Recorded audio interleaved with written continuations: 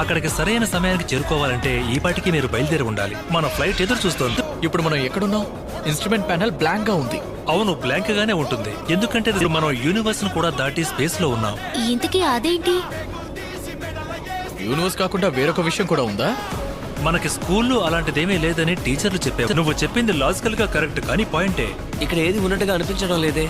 ఎందుకంటే అదిగా కలిసి ఉండాలి. అయినా మీరు లోపలికి ప్రవేశించడం ఈజీ, ఎందుకంటే నేను మీతో ఉన్నాను. పవర్ఫుల్ అయిన ఏలియనెక్స్ జన్మించే చోటు. మామూలుగా అయితే ఎవరినైనా సరే ఏలియనెక్స్ తన పక్కకు మాత్రమే కలిసి ట్రావెల్ చేయగలను. మీ దగ్గరున్న పవర్స్ అన్నిటిని ఉపయోగించి ఈ సమస్యలన్నింటినీ నేనింకా వెళ్ళలేని ప్రదేశాలు, చెయ్యలేని పనులు చాలా ఉన్నాయి. కానీ బెన్వల్ అవుతుంది. అలాగే మీకు కోల్డ్ వల్ల, హీట్ వల్ల ఏ ఇబ్బంది ఉండదు. అంటే మాకు అంతం అనేది ఉండదా? అలా జరిగే ఛాన్స్ ఆ ఫోర్స్ ఆఫ్ క్రియేషన్ కి మేము ఎలా వెళ్ళిపోయా?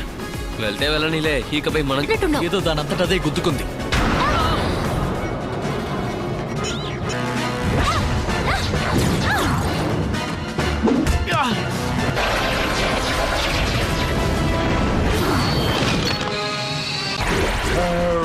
Spin.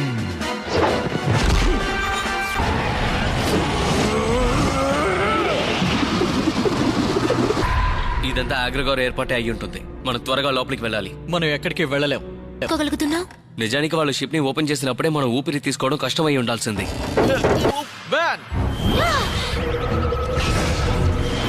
ఏమైంది?